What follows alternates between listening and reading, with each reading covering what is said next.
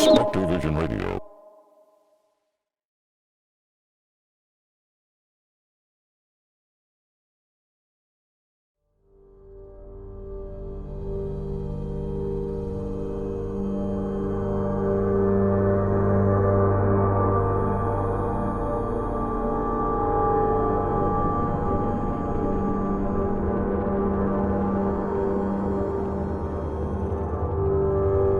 They claim that our eyes will just be created a slightly different from what they are when we talk, we see things are not normal.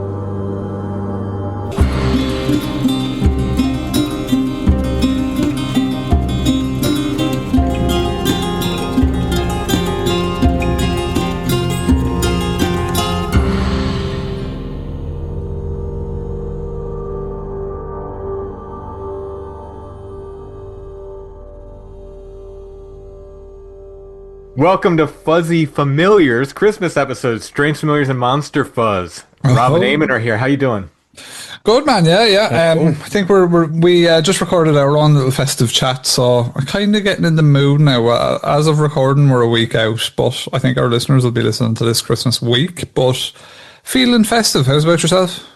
Yeah. It's really one of my favorite times of the year, and it gets cold, and I get happy because I do not like the heat. So I'm happy for the cold, happy for the snow. Bring it on. Do you like having like the open fire and the comfortable heat in the cold?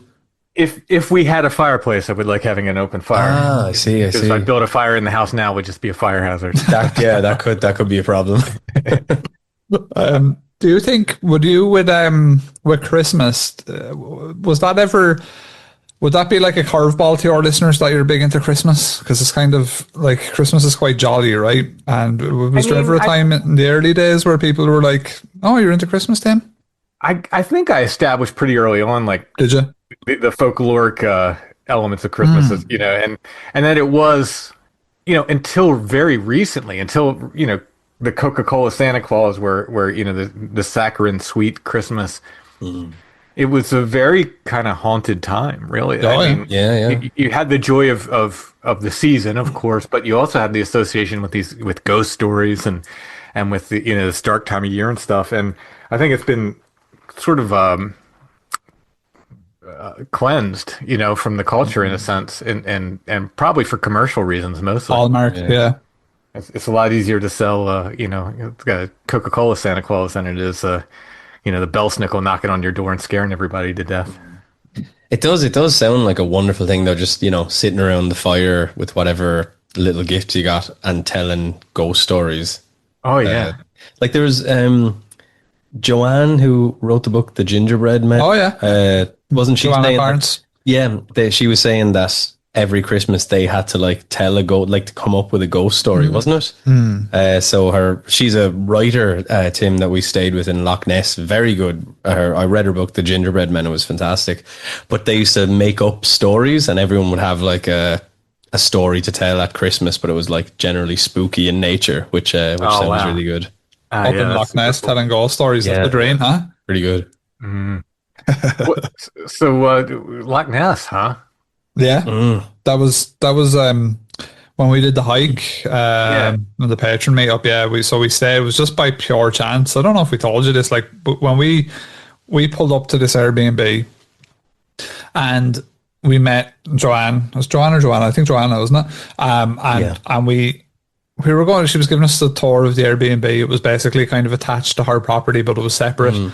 And she was like telling us, this and that, and somehow it came up in conversation. I looked at their DVD connection and they had like tons of horror movies and some really obscure ones, like a couple that I would have seen. And I was like, "Oh, you guys are pretty into your horror movies, right?" And then she's like, "Oh, I actually write horror fiction for a living." And then we were like, cool. We're about to be best friends. This is awesome. And then I had the recording equipment in the car because we always bring it with us on the road. And I was like, "Fancy an interview?" And she was like, "Yeah, cool." So we had drinks and then we stayed up till like 2 or 3 in the morning getting hammered with her and her husband. It was fun. Yeah, we recorded with her, and then after a couple of drinks, she was like, "Oh, we're going to the house." And sure, we went in with the husband. I think was staying sober for the kids, wasn't he? And we were knocking back drinks and and it was just like whatever you could get your hands on. She was like, "I don't know what I have left, but we're drinking it." Yeah, so it was good times. I was one of those little it was kind of the universe kind of syncing up for us where we all met in this one place and we all had similar interests. It was cool. Really cool time. Nice. Very cool. Yeah. Well, we got a lot of questions. I guess we should jump into them. We should, yeah, we should. Absolutely. A lot of good ones as well, actually. So we'll start out with your friend and mine, Brother Richard. The man, the legend. Asking, what were the best and worst Christmas presents you've received? Eamon.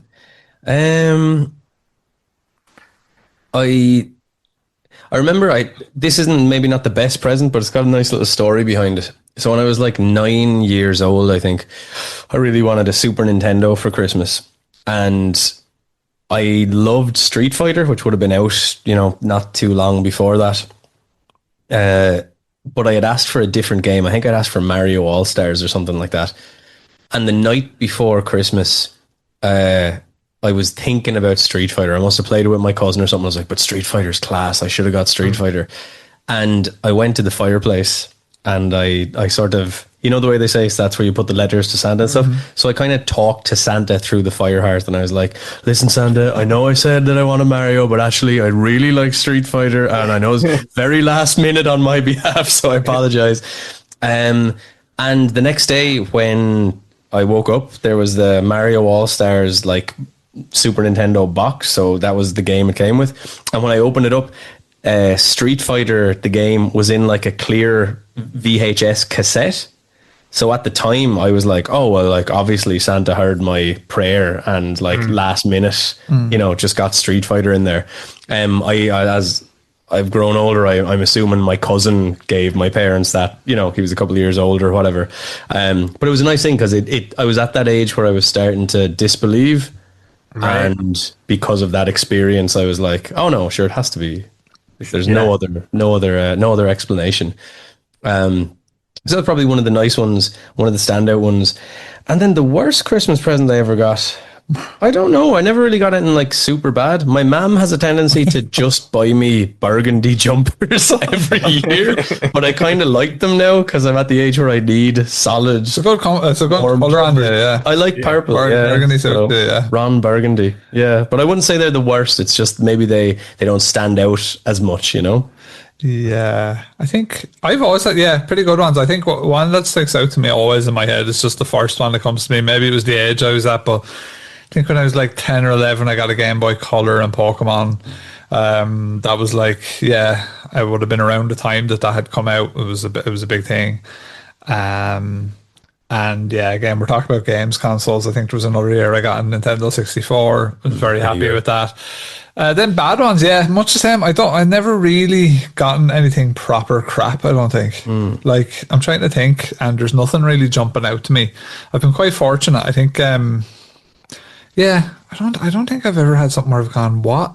Because I know what Brother Richard means. Is it's like when someone gives you something, and it's almost like they just don't get you. Yeah, it's just like something that's totally like not you at all, and you're like, oh, thanks, I guess. I will say, just to try and keep it away from video games for a second as well.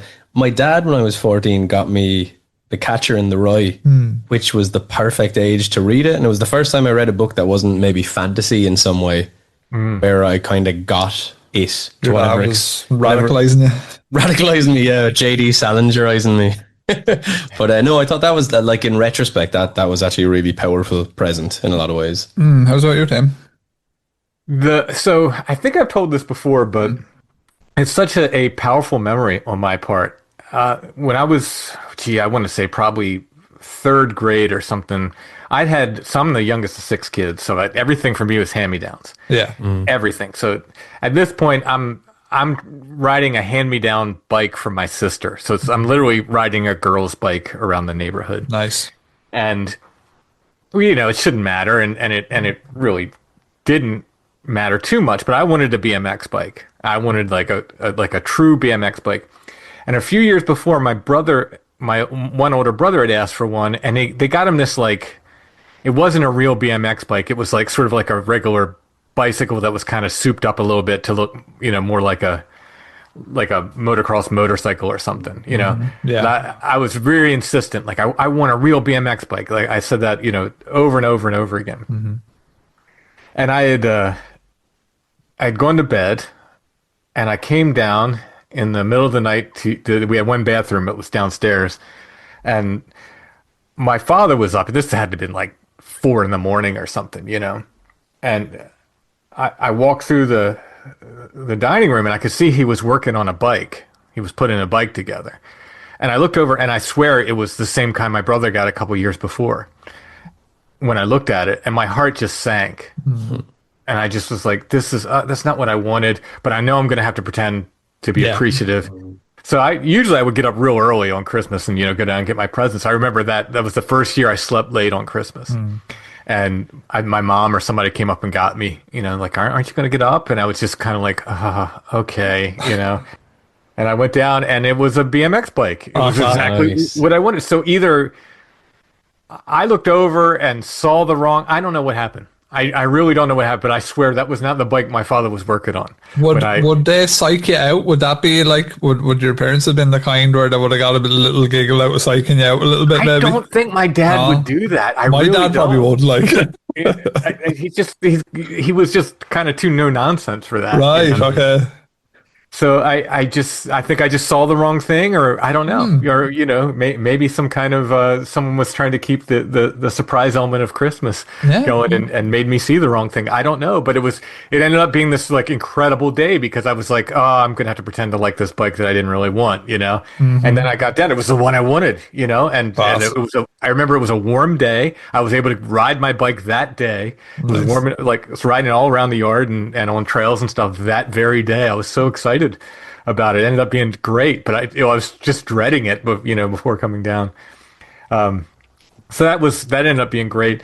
And I think the worst present, and this is my paternal, so my dad's mom. Right. It's not really her fault. She grew up through the Depression. She would make us pajamas every year. Nice. Okay. But she would call in during the summer to get my measurements. Right, okay. And by the time Christmas came around, I was so they never fit right. Oh, okay. And they always smelled of mothballs. She was a big fan of mothballs. Nice. so they were, not horrible. It wasn't but it was it wasn't great, right? And you know what, as well, it's funny, like if you had them nowadays, you'd probably cherish them. You'd be like, oh, I can't believe I have them and they were made by my nanny from the Depression and stuff. Isn't it funny? Like the kids' perspective on things, like, because I'd be the same. I'd be like, what are these shitty ass pajamas? But not for sure.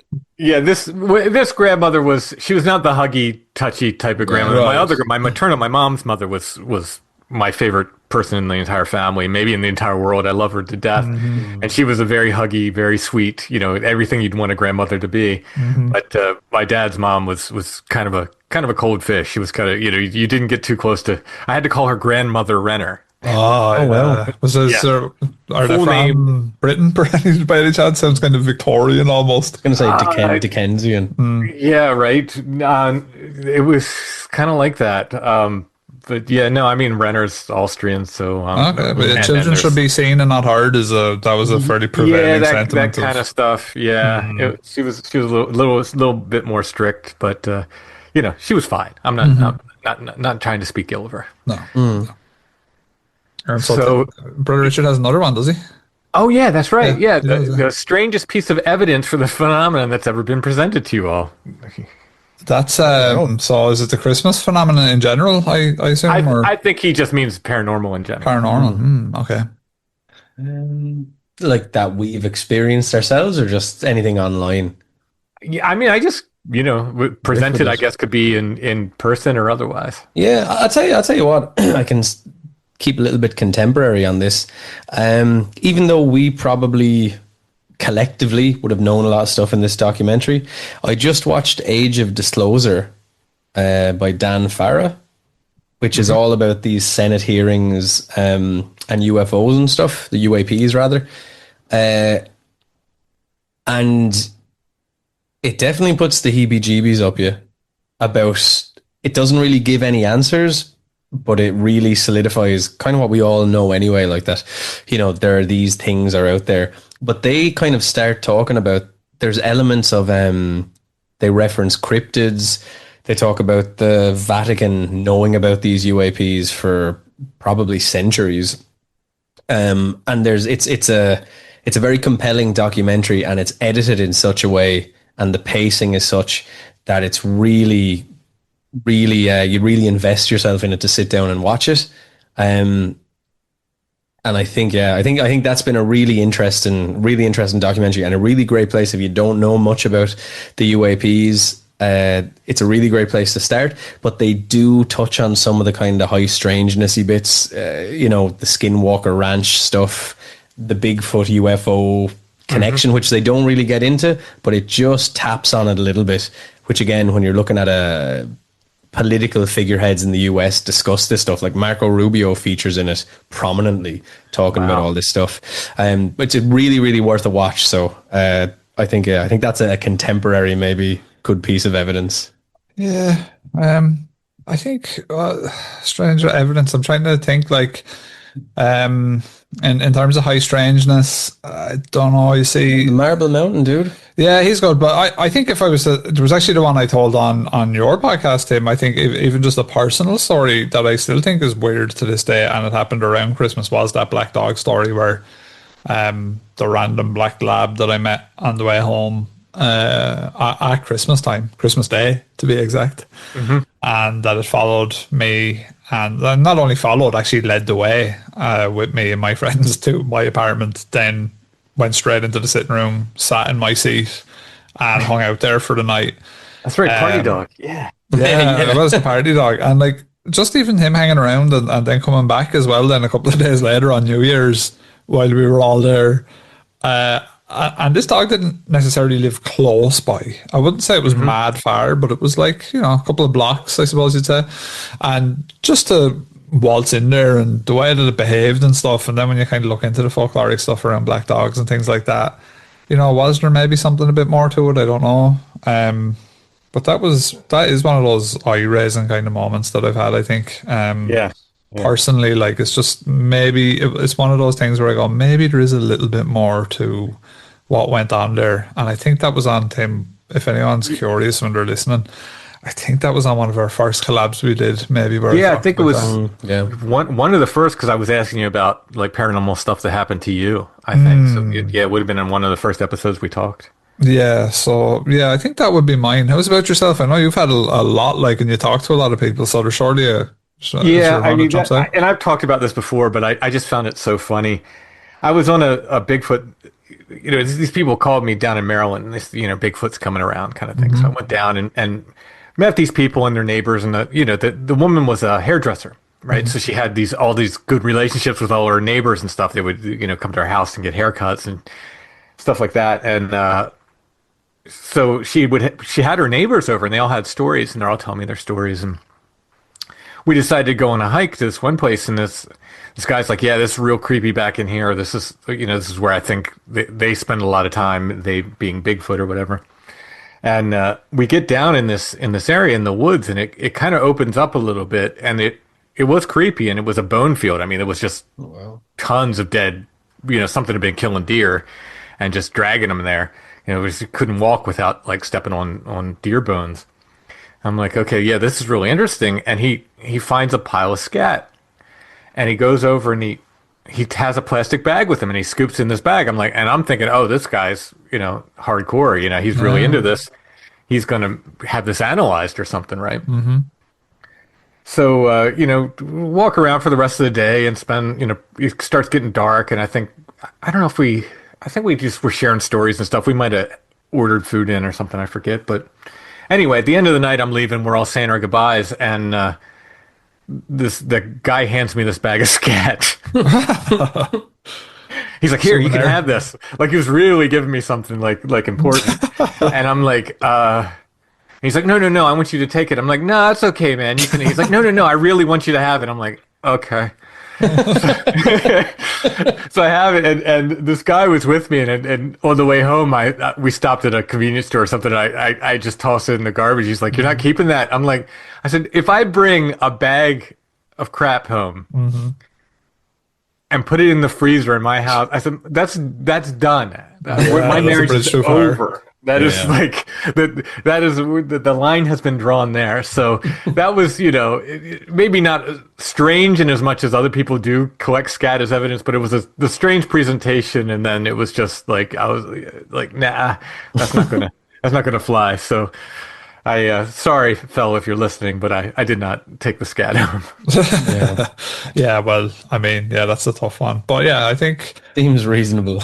NDEs as well are to me strange in a sort of interesting way. And when you're talking about phenomena, I think even NDEs are almost, having read a good amount on the near death experiences and sort of talking about them a good bit on our podcast.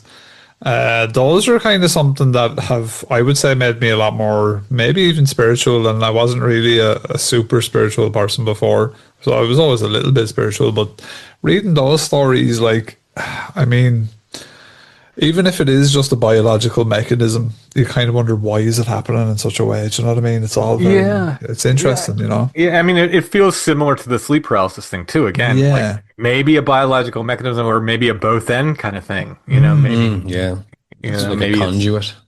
one thing triggers another. So Very Indrid Dobbs has a question. Says, "Is the Grinch as popular in Ireland as he is over here?" Yeah, currently. So In recent years, yeah. I see the question here. I actually think I have a theory about this personally, because the Grinch merch has exploded over here as well. So it's not just in America. So I wonder, has there been either some licensing change with the Grinch? Have they made their IP cheaper? Or is it more common use now? Netflix, the Netflix kids are getting more exposure. I don't know if they bought it, but my niece was certainly getting exposure to the Grinch when she was young because of the streaming sites. Whereas when we were kids, we didn't really know. Dr. Seuss, isn't it the Grinch? Yeah. But it was originally there was the Jim Carrey movie.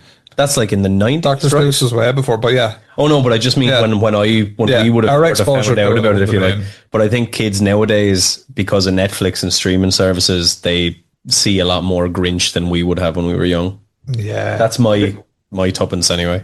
So we had the cartoon, which was, I think, narrated by Boris Karloff, if I remember correctly. Yes. And it was an event. I mean, that was my mom's favorite Christmas thing. She loved it. Every year, when the Grinch came on, we'd sit down and watch the Grinch because it was my mom's favorite. So Indrid says his theory, I believe Indrid's a he, is that Americans are on some level getting sick of our sickly sweet Coke Santa flavored Christmas.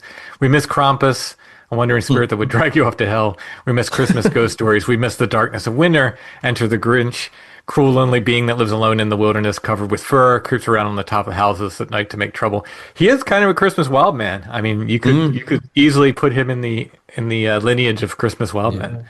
And your favorite Bigfoot is the green Bigfoot as well, isn't it, Tim? Oh yeah, absolutely. Yeah, there you go. Yeah. The Grinch. Yeah, I think there's always like because there's a lot of people who view Christmas as maybe too sickly sweet and too kind of hallmarky. So like the Grinch kind of represents the inverse of that, as well as like, there's the people who like the Charles Dickens Christmas. But he is ultimately seduced by the saccharine sweet ideology of Christmas, isn't he? But as oft with these things, people don't go for that ending. They go for what he represents at the start. Do you know what I mean? It's like Darth Vader. No one really remembers that he kind of, you know what I mean? He ends up coming around in the end. Kind of thing. He stops Palpatine, doesn't he? Yeah. Jody is asking, what is your favorite Yule lad? You guys did a show on the Yule lads, didn't you? We did. Oh, we the did. Swedish We did one fella. together. That was all of us. Was it together? Yeah, and Alison. Really? We ran through all of them, and I can't remember any of them. Yeah, I think I even did a patron song for one of the guys about the 13 Yule laddies. Yeah, I'm not even going to try to pronounce the sausage stealer, which Jody says is their favorite there, but I think it was our first Christmas collab we went through the Yule lads, I think. Okay, that does sound familiar now. I remember because we were kind of bouncing around like, who's going to try to pronounce this one? Yeah, we were. I think all of us, the four of us, took a different one and we kind of rotated through them. The Icelandic Yule laddies, I remember there was a giant cat, right? Yeah, there was, yeah. The Christmas cat, yeah. Jolakuturin, which is probably not how it's pronounced. Yeah, I missed all that. It's Bjork is my favorite Yule lad. Yeah. I know. I have actually no remembrance of that. It was so long ago. I think we I probably know. recorded that 3 The only thing I years remember ago. is the giant cat, right? Yeah. Yeah. I think I might be remembering that because I think they might have done a Hellboy story with the giant cat in it. Yeah, I think you're probably the same as us, Tim, where like you've done so many podcast episodes and you've as well with you. It's probably more the high strangeness stories. Like it's so hard to like reference an individual one and like remember it verbatim. Do you know what I mean? I like I'm refreshing, I'm going through them here. But there was a Vorulslekier, who's the spoon licker. So he comes in the dead of night and licks all the spoons. I think he was my favorite. We have the pot licker as well, and there's a bowl licker, the door slammer. The skier gobbler, the yogurt eater. Yeah. These all sound kind of sausage swiper. They all sound like double entendres in some way. There probably are none on my The window peeper. Okay. Yeah, interesting. Mary's asking for, well, we got another Christmas song thing coming up later, I think. So we'll save the Christmas songs, but any favorite Christmas movies? Mary's, it's Rare Exports is one of my favorites. Have you ever seen it? I've not seen Rare Exports, but you guys have any favorite Christmas movies? What was your favorite movie? Rare Exports. I don't think I've seen that. No. Yeah, I haven't either. I have a very soft spot for Batman Returns, just because I watched it when I was young, and it's got that real good Christmassy gothic vibes to it. I think Batman Returns is up there for me for Die Hard. Yeah. I think Die Hard 2 is a more authentic Christmas movie because it's got snow in it. Yeah, it comes up. I think we get asked this like literally every year, but it's always worth revisiting because you never know, there might be a favorite that you've had in the last year, you know. But True. For me, it still remains. Yeah, the Die Hards I'll usually stick on one or the other, and I'm trying to think if I was to go for like a non kind of action movie kind of thing. I'm trying to think like, do you know what? Like I haven't watched many Christmas films, I'll be honest. I think I watched It's a Wonderful Life once at Christmas. My dad wanted to watch it while we were opening presents. It's it's very nice, like, and I love those 1950s. I know it's not quite sci-fi, but there's obviously elements of fantasy in it or whatever, I guess. Yeah. But it's got that nice tone, like a lot of those. Do you know, like the Ray Bradbury, the what's the fella who wrote I Am Legend? Matheson. Those guys who would have written The Twilight Zone back in the days. Like it has a bit of that feeling without the spookiness, which I really liked. Yeah. How about you, Tim? Sir Gawain and the Green Knight, which is look, if Die Hard gets to be a Christmas movie, then that gets to be a Christmas movie as well, because it starts and ends at Christmas time. Yeah. And another is my absolute favorite movie of all time, The Night of the Hunter, which again ends on Christmas. So I'm calling it a Christmas movie. It's saw it in the big screen for the first time recently, and so touching. Like it's a really cool movie. It's a really spooky movie at times. And have you ever seen Night of the Hunter? No, I've heard of Night of the Hunter. It's so good. Is it's it? so good. It's the director made one movie and that's it. He was a critic, and they said, if you think you can do so well, why don't you go ahead and make a movie? And he did. And he made one movie and it's perfect. That's funny because that happens sometimes and it doesn't turn out perfect. Right? Yeah, for sure. That's old school, right? Yeah. Robert Mitchum is this sort of bad preacher in it.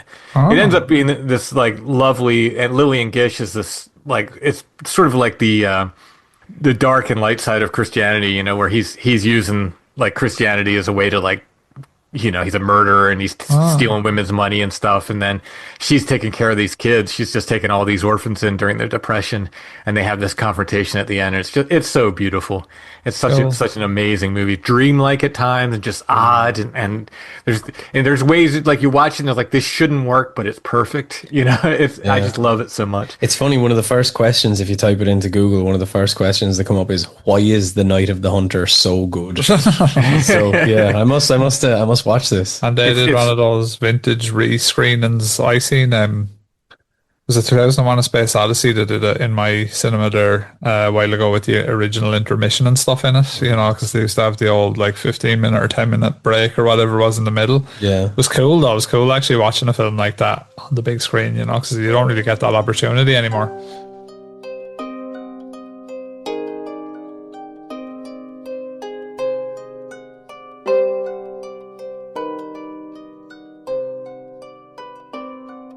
Strange Familiars is brought to you by our patrons. Thank you, patrons.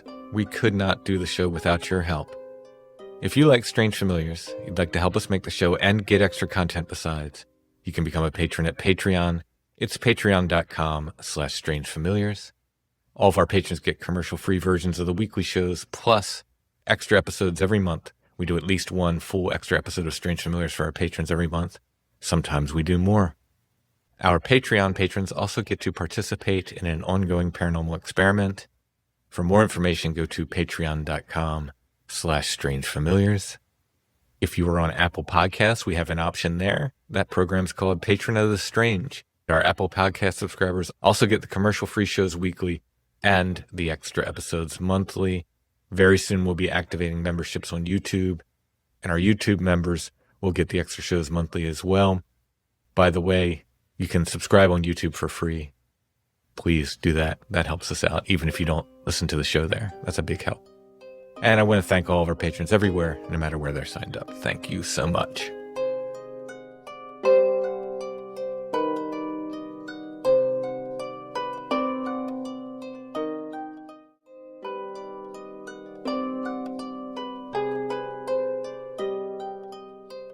So we've got 2 weird questions and 2 fun questions. I believe these are also from Mary.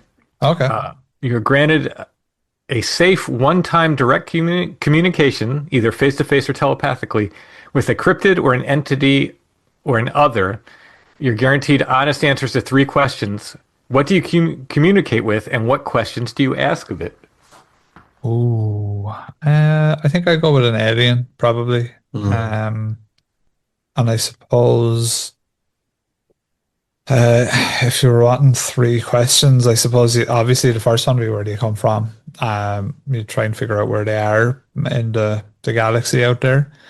And then you would ask, are they aware of us maybe? Like, I suppose they're aware of us now via telepathy anyway, but maybe they're thinking they're having a high strangeness episode by this communication method. Yeah. And I don't know what the last question would be. Yeah, I don't know. But that, I think, trying to reach out, like we were talking about it on our episode there this week, Tim, or well, it'll be last week's episode by the time this goes out, but they're just saying, like, and I think that Mars has had like rainforests and stuff on it at one point recently. Well, not recently, but a long time ago. And basically, I suppose that implies that there is maybe life there at one point in time. It's a bit of a jump to assume, but it seems kind of half likely.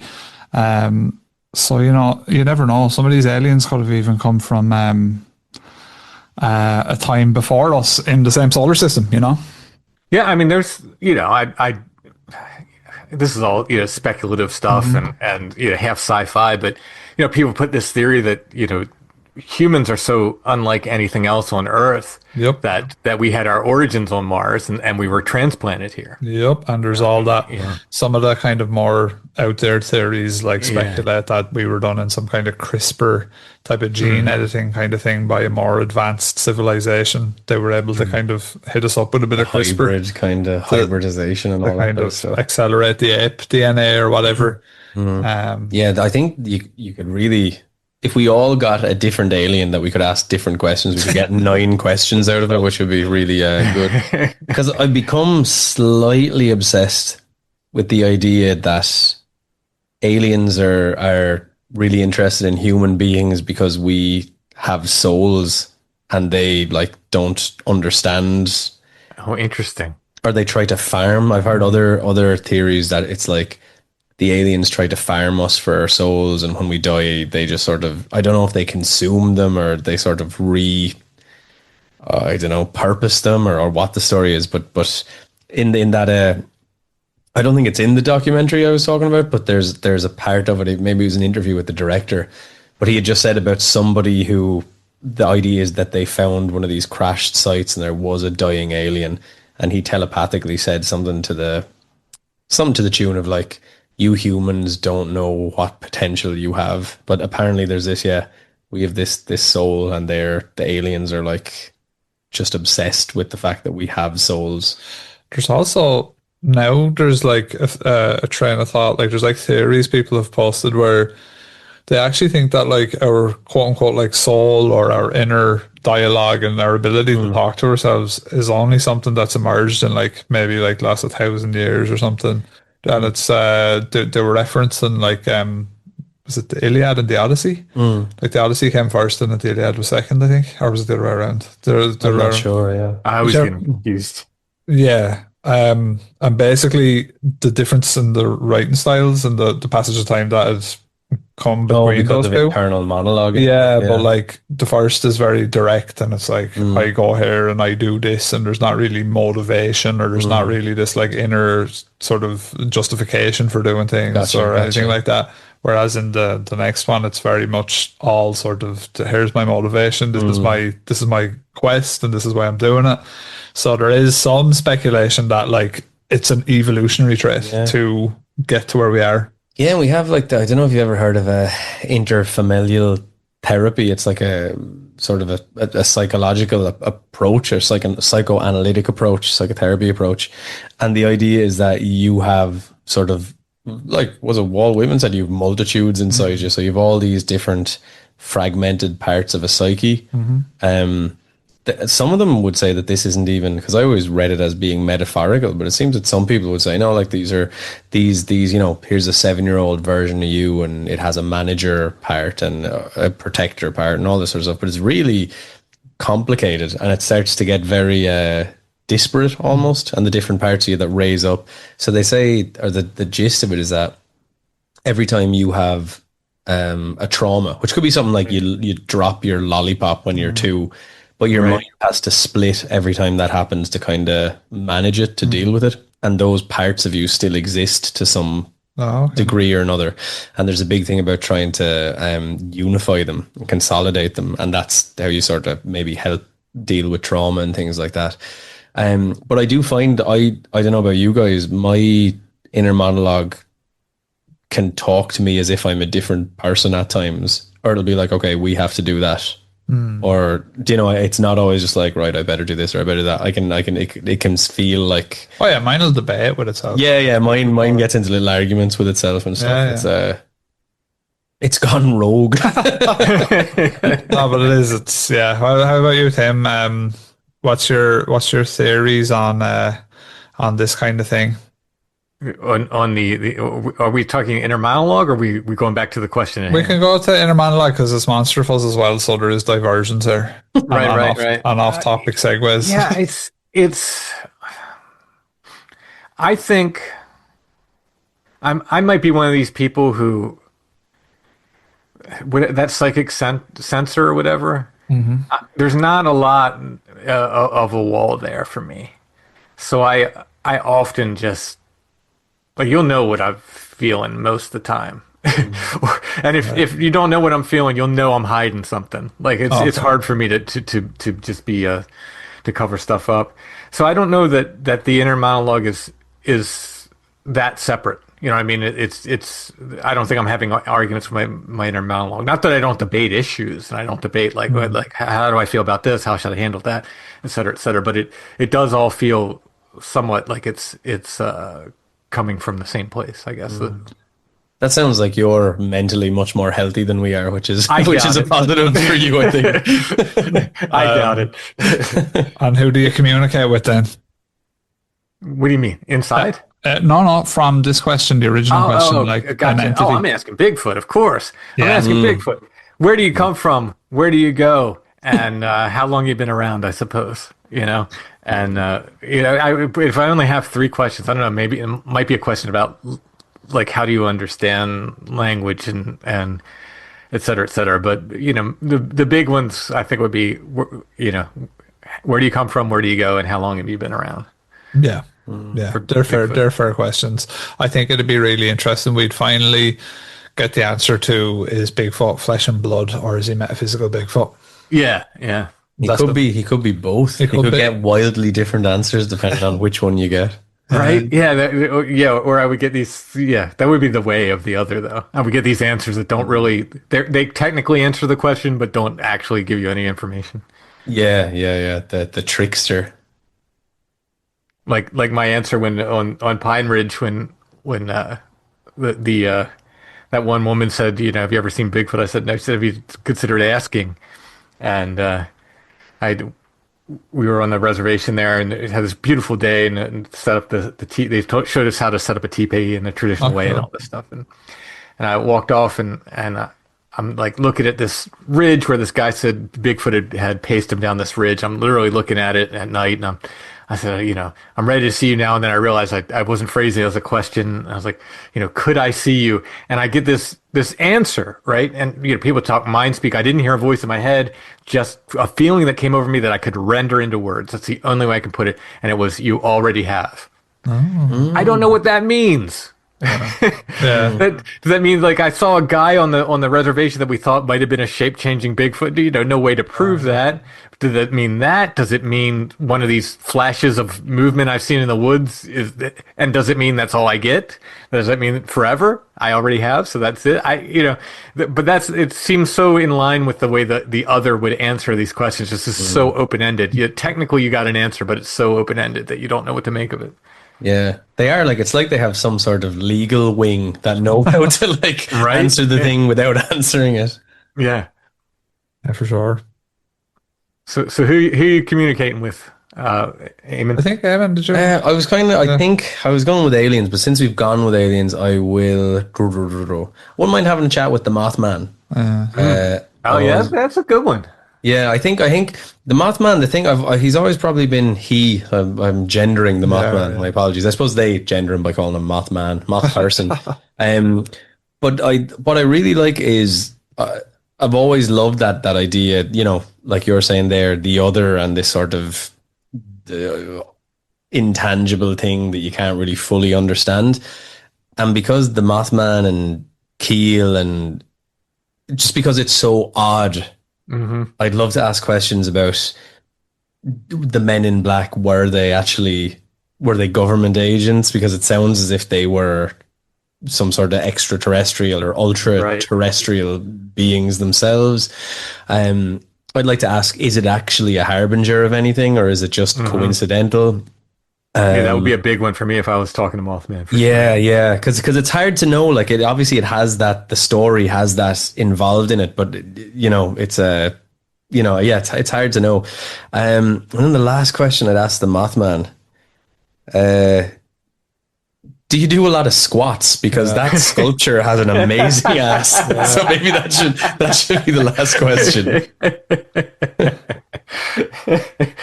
I think it was that statue is going to have a worn place on the back of it. There, so many people touch it. For sure, we have a bronze statue here. Yeah, Molly Malone, and I think they got security for it because the statue has like a low cut dress, so you can see cleavage, and for look, I guess people put their hands on it, but they're wearing away. They're wearing away.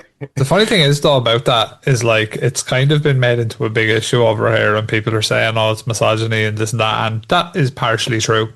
But I was in Dubrovnik in Croatia, and it's quite common all over the world. I'm sure people have their own stories of a local place, but in Dubrovnik there's this brass or bronze face that's in a wall or a well. I can't quite remember where, but the nose is completely worn down from people just grabbing the nose for looks. So basically, if it's a statue, people will grab something belonging to it regardless. Do you know what I mean? So, but with Molly Malone now, it's becoming it's getting fairly heated over here about that statue. It's kind of getting away from itself a bit. I do kind of get the sentiment behind it. It's it's in a way maybe advocating that it's okay to touch women, which it's not. Yeah. But at the same time, if it was a man statue with like the Mothman has a big lovely arse, the arse, So I think there's a lot of innocence in it. Michelangelo's David, I'm sure, has had plenty of, Yeah. Yeah, you just see. I don't if think it's you're a allowed to student. touch Michelangelo, Steve. No, you're not allowed to touch Trying that. to say. I'd say just in general, like any statue Yeah. where there's something you can grab. People I think they let you Yeah. use a Oh, yeah. ruler just to see how big it is. I think you're allowed to not touch it, but you can use the ruler.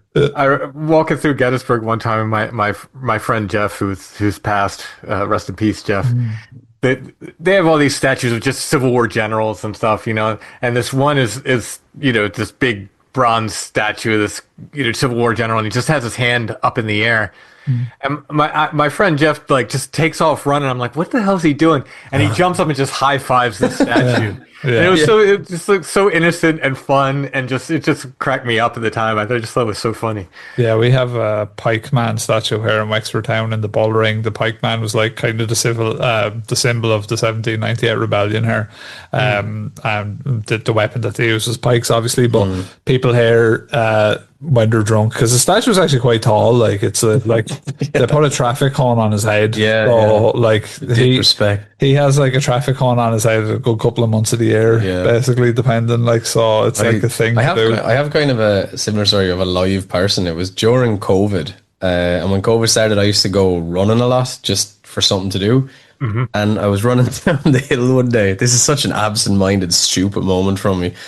And there was an old man coming up the hill. So I was running down, he's walking up the hill, and he put his arm out.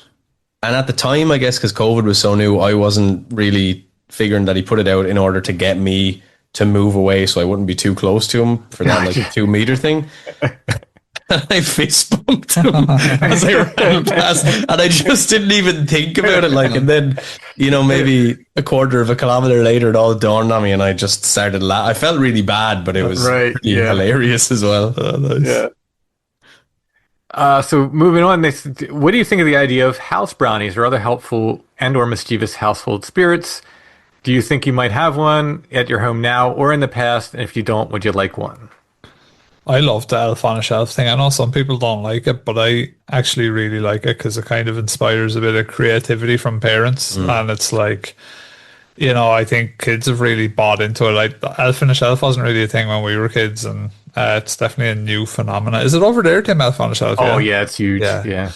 And I think it's really cool because some parents can get really creative with it. And I just think it's a nice little way to connect with your kids over the Christmas spirit. It doesn't really cost over the Christmas holiday period. It doesn't cost much to do, and you can have a lot of fun with it. And some of the stuff you see online that people do with it is really fun.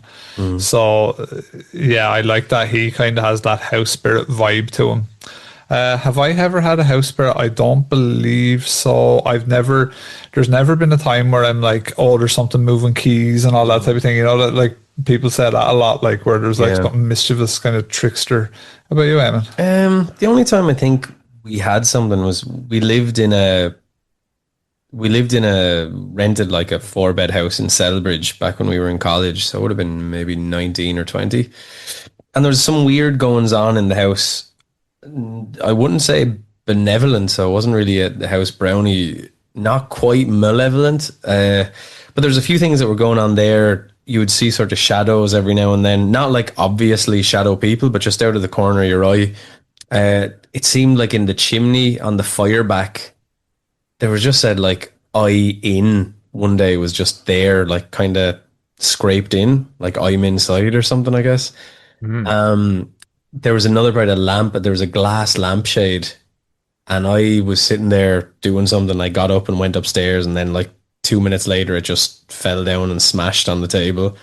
2 seconds later, rather. And then the weirdest thing about it all was there was a kitchen, a small little kitchenette, and one night, one of the guys was in there doing something, and all of a sudden he just went, "Guys, can you come here for a second?" And so there's like 4 of us. We all went into this little kitchenette.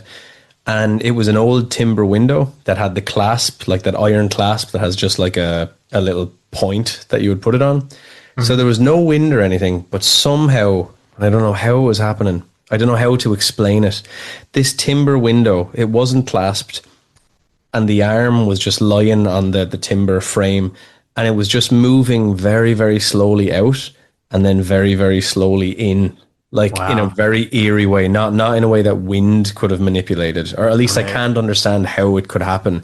And I know my friend wasn't messing around with strings or anything like that. And I remember us all just watching it and being like, what? So that was the only time we had some sort of a spirit that seemed like a regular thing there. I woke up a few times with that like hypnagogia.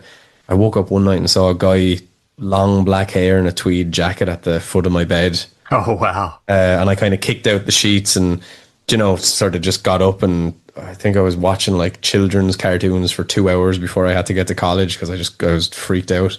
Wow. But not quite, I never had a helpful spirit, but it never hurt any of us. But occasionally you'd be up by yourself and then you would just think of all the weird stuff that happened. Because when you're with the 4 or 5 other guys, like, everyone's like, we were all playing music together and having fun. It was a real fun year of my life. But when I was up there by myself, I think the only maybe thanks I'll give to that spirit is it never came at me when I was alone. Mm. Maybe it knew that I just would be way too freaked out, so couldn't handle it. Yeah, it kind of did me a solid in that regard. So shoot him. I not that I know of. I've had the things go missing and then reappear where places where like I didn't put it there. You know what I mean? But not on a regular enough basis where I would think it was attributable to a household spirit. I would think it was maybe something was passing by.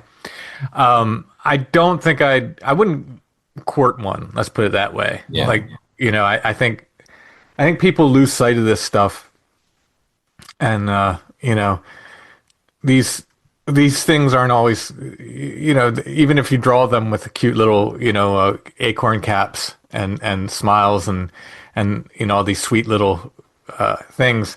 I think people lose sight of the fact that most of the time people didn't ask for this stuff. Yeah. If they ended up with a household spirit, they would deal with it, and they would incorporate it, and they would do what they had to do. They do the spirit gifting or whatever to keep it happy. But it's not the kind of thing you're like, oh, I want one of these things, Sure. Come on in, because you don't know what you're going to get, and a lot of times these things can go south. Yep. So so if one happened to be someplace and fine, that would be fine. I'd be okay with it, but I'm not going to sit here and want one, I wish I had a brownie that if I forget to feed, it'll tear my whole house. Yeah, you don't want that. The other thing is you run the risk of kind of saying to your wife one day, she goes to do the dishes and you say, no, love, if you just leave them here, somehow in the morning, they're just all clean. And then you realize she's been doing them and you get into that big fight. Next question is about pets. Tell us what pets you have and a quick, cute, funny, or memorable story about one of your pets.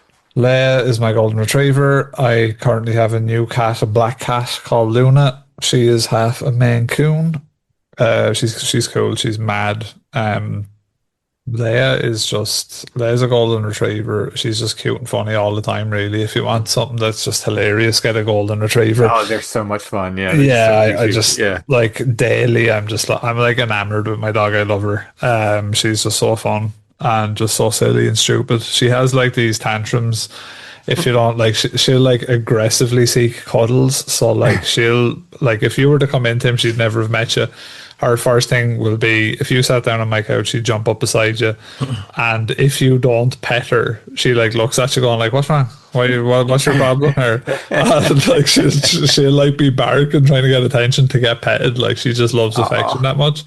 And she's super cute like that, but it's funny when she has her little tantrums, like they're quite cute, like, but she proper gets in a strop if you try and ignore her. Like I have to sometimes, because you're like, it's a bad trait really when they're like demanding your attention all the time, so like obviously you have to kind of be cruel to be kind sometimes, but she's great. How about you, Eamonn? Does she do the thing where she'll, like, if you have your arm there, she'll just get her nose under your arms, just suddenly your arms, Yeah, she'll plump her head down on your lap, and she likes to. I remember for a while she would sit on my shoes and then make me hold her paw. Yeah, we're standing up, which is it's super uncomfortable. But she does that. She'll give you her paw as well, like on the couch if you're sitting beside her. She'll like just give. One of the funniest things I saw when we were taking her for a walk one night. You had the lead on her, and she knows how to like put her arm over the lead so that you can't walk anymore. And then she just laid out and she was just like, I'm not doing this anymore. I'm sick of walking. You and me have been walking for like 2 hours or whatever. She wasn't having it. She was only a little pup then, bless her. You have Chico, Eamonn? I do. The fat cat.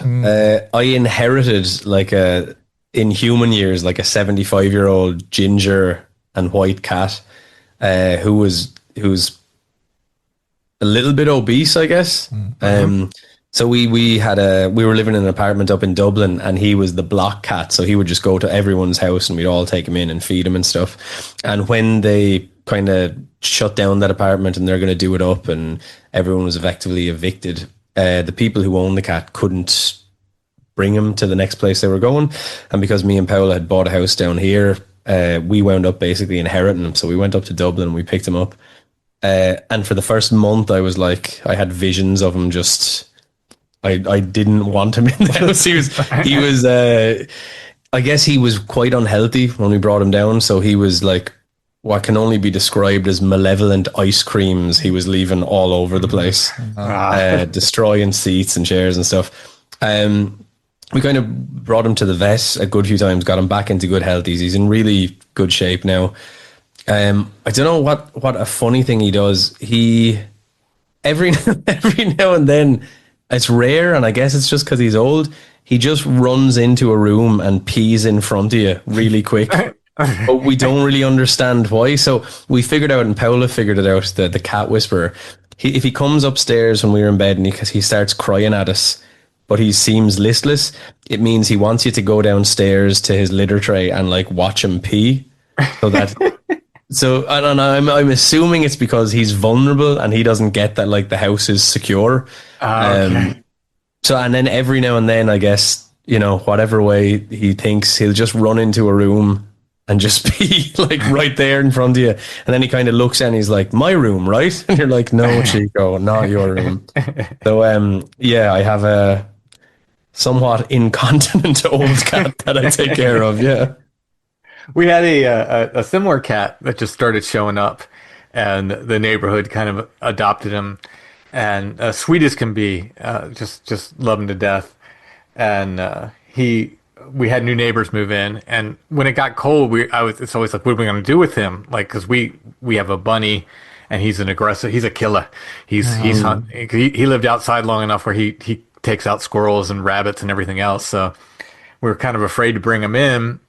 And but we're always worried about him. And I think one winter, some folks up the street took him in, and then for some reason they couldn't anymore. And then things were like, it was like, oh, what are we gonna do? And then last winter we had new neighbors move in, and the first day he was there, he's got the door open, and I'm like, that cat's gonna go in your house. I know he looks like my cat because he hangs out on my porch. It's everybody's cat, but and he was just like, oh, I want a cat. That's perfect. Okay. So he ended up adopting him. So he lives right next door now. He's got a nice warm place, and so it ended up just being a great story. And he still comes to visit, if not daily, at least every other day I'll see him. So it's a sweet cat too. I love him. But we have a bunny named Echo. Yes, Echo and the Bunny Man. Cool. And Echo showed up in our yard, a domestic, not a wild bunny. Showed up in our yard. We were taking a walk, and here's this bunny hops across the alley, and I was like, "That is not a wild bun. That's a domestic. That can't be out." And I was able to get her with not much trouble. I was able to capture her, and she was pretty young at the time. And it's someone on our block had turned out her and I believe her two parents. I was able to eventually capture her father, but we didn't know what to do with two bunnies. So he went to a rescue. He's having a great life. He's got a harem, last I heard. Nice. And so Echo stayed with us. The mom I could never catch. I tried. I couldn't catch her. She was very, very quick. But Echo stayed with us, and just the sweetest bunny, not the smartest rabbit I've ever had. You can get really, really smart rabbits. And we had, our first one was incredibly smart. It was a lop named Ladybug. Really, really smart. Like understood commands, understood her name. She's just smart as can be. But Echo, not so smart, but definitely the sweetest bunny we've ever had. Super sweet. And it's almost like she knows, like in a way. I really feel like she knows, like, oh, you saved me, Yeah, because nice. Not only was she turned out, but the people put the cage out, we believe, a year later, and I think they had all three of these rabbits in one little cage, and it was filthy. So I think I think she's just got a much better life. And a cute story, other than that, she reacts to my voice.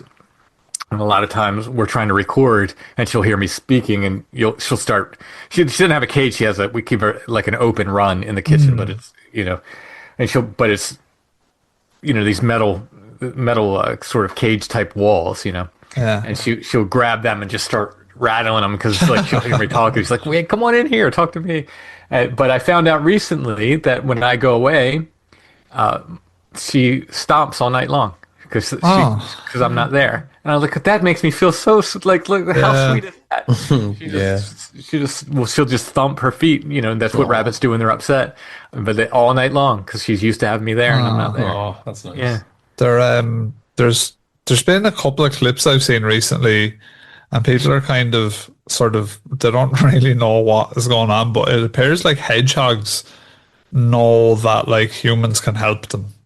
Oh wow! Yeah, there's a clip where like there's a couple I've seen, but there's one where a wild hedgehog had like something stuck to its foot, and it's like in a town somewhere, and it runs over to the humans filming it, and the human just reaches down, pulls it off his leg, and then it just runs off again. Really? It's like cheers for that. Yeah, that's cool. And I seen another clip that was similar. So like I'm wondering then, maybe rabbits have a kind of similar degree of intelligence where they're like, these lads can probably help me out at times. Because to be fair, now with rabbits, we would have been hunting them a lot too. But interesting.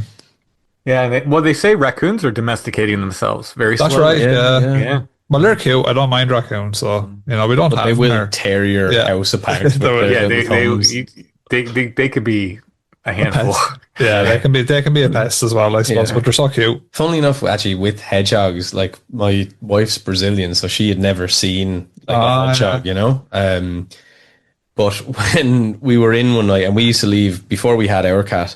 We still do leave food out for the kind of street cats or whatever, but we have to hide it now because our cat, he's like I said, he's a bit overweight and he loves eating all the time. So if we let him out and the other cat food is there, he'll demolish it with all his, and he's on diabetic food and all the rest of it. But so we had this cat food out just outside the back patio door, and all of a sudden Paola just like shrieked. She's like, what is that thing? Having never seen a hedgehog, so she just thought it was this giant like spike rat or something. She didn't know what was going on. And I went down and I was like, no, love, this is a hedgehog. They're really friendly. And she was like a child. She was stayed well back even when I went out to kind of look at it.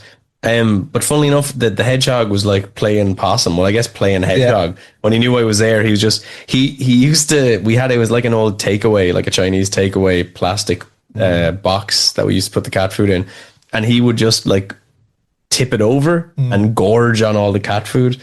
But he was just like sort of nose deep in the cat food, very quiet, very still.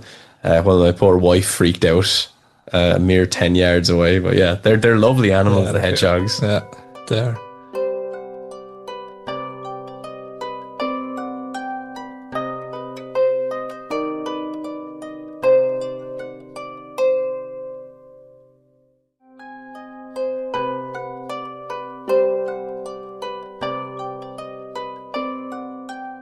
So, is this still Mary? We're on here. Yeah. I'm making a music playlist. What songs can I add to this list in honor of each one of you? Maybe one or two of your favorites you always liked. Doesn't have to be Christmas or holiday specific, but maybe one that would work in an eclectic playlist for the season that mixes both holiday music and non-holiday music. All musical genres are welcome. Led Zeppelin, Since I've Been Loving You. It's one of my favorite wintry songs. It's just moody. It's not wintry, but it's just a moody song. I think Since I've Been Loving You works really well on a rainy, cold day.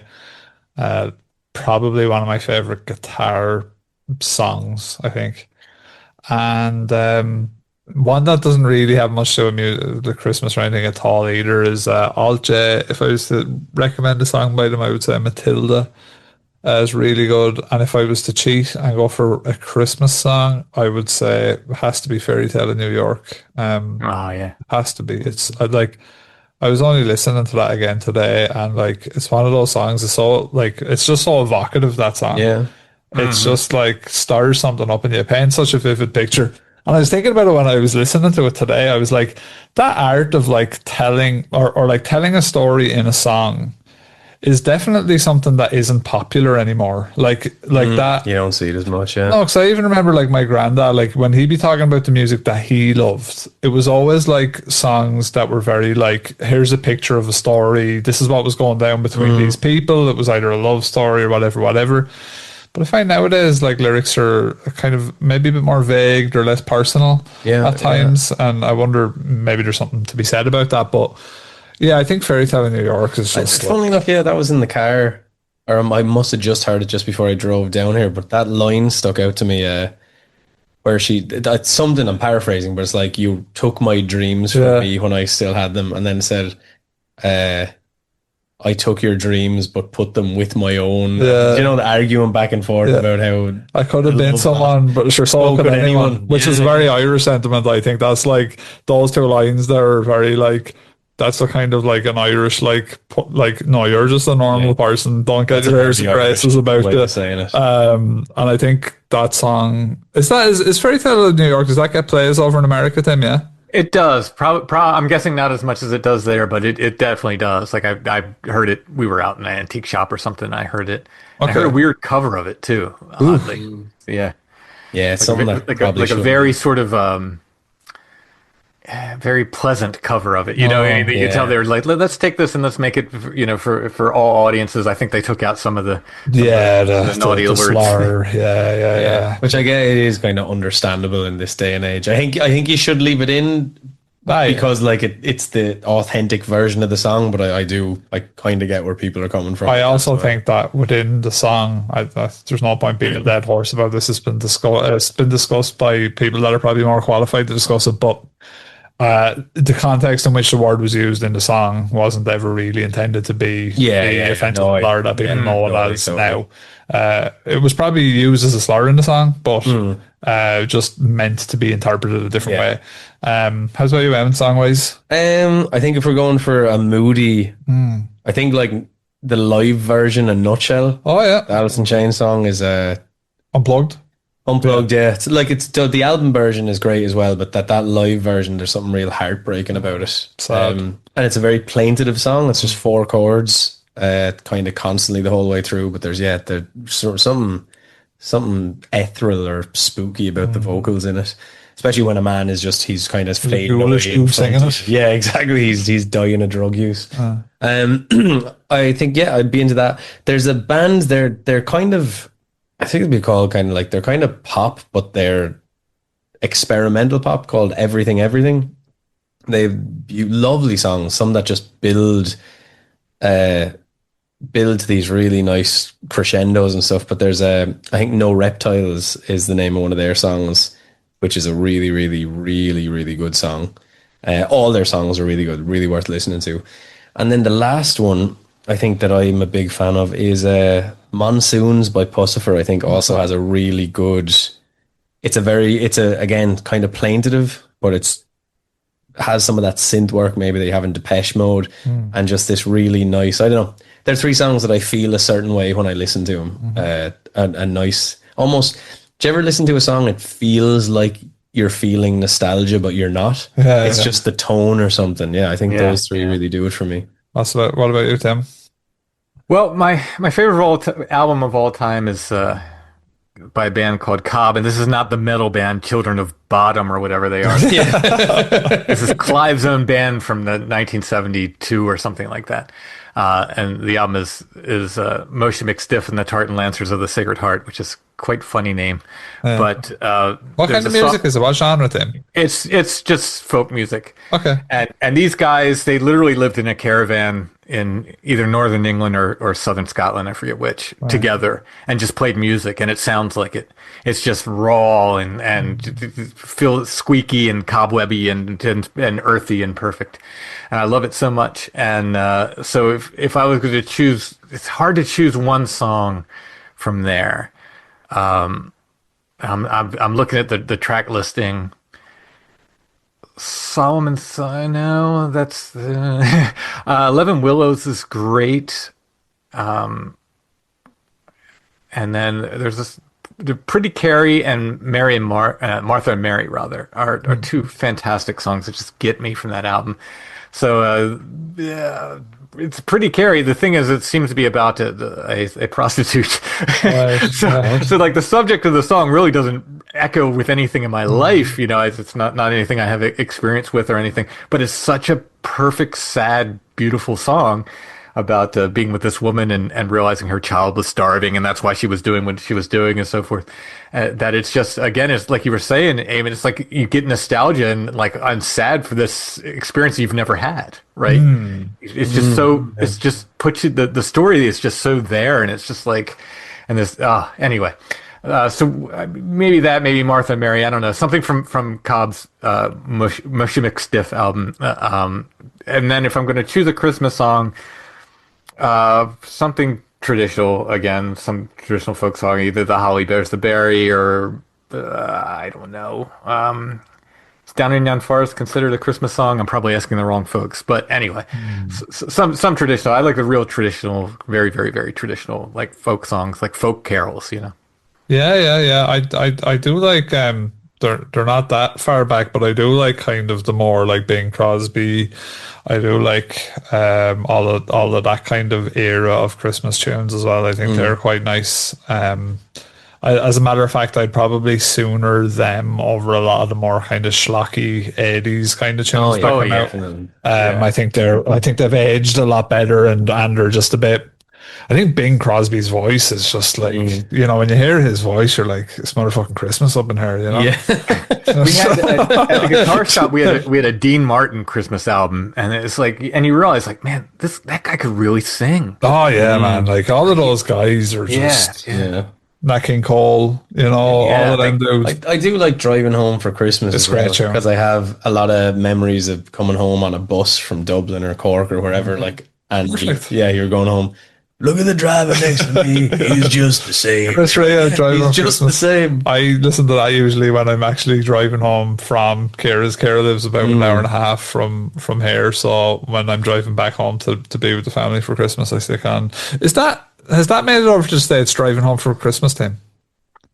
Yeah, it mightn't have. Really? Yeah, Chris Rea. That was. I don't know. Maybe it could be. I'm very not in touch with. I think Chris Rea is from Sunderland, so he's. I didn't know that. No, Chris Rea is.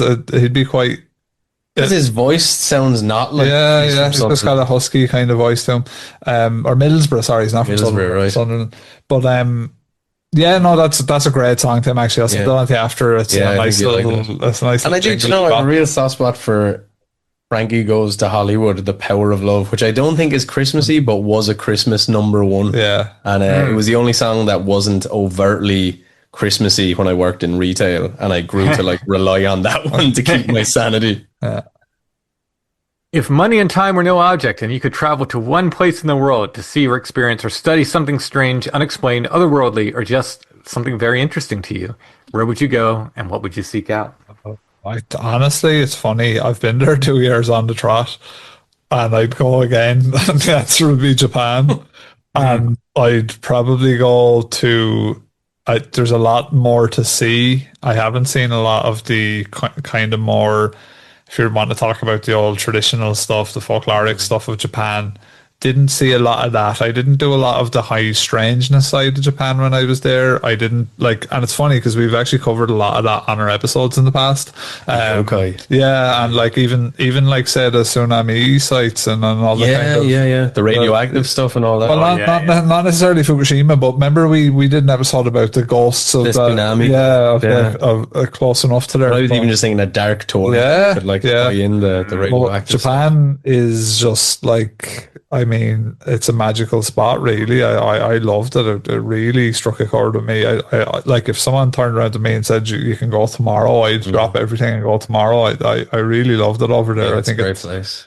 It's amazing. How's about you, Emma? I won't say I love Japan. Well, I've only been once. I won't say it just because we're basically just repeating the same thing. You've been to a couple, you've been to Peru, haven't you? I've been to Machu Picchu. That's where a lot of people would probably say as well, right? That's interesting. I don't think I took the time when I was there to really get into the folkloric stuff about it or anything. Do you know what? Funnily enough, I think that I would like to spend some time in North American forests. Oh yeah. Which, yeah, maybe sounds a little bit, or maybe just I'd like to do a tour of North America because there's so many interesting cryptids there, from like, you know, the Champ Lake Monster, obviously Mothman, you've got Bigfoot, Flatwoods, like there's loads and loads and loads of really interesting stuff there. And that's even, and then you just get into all the Area 51 stuff or the various UFO sites. I'd love to do a big tour of America and like, you know, try to take a load of different heavy hitters, and just even get a feel for the place, like get a feel for, you know, if you can sense anything maybe in some place that's liminal or something like that. Yeah, I think I'd like to do that. Petra and Jordan also sneak that one in because that's a cool ass looking place. As about you, Tim?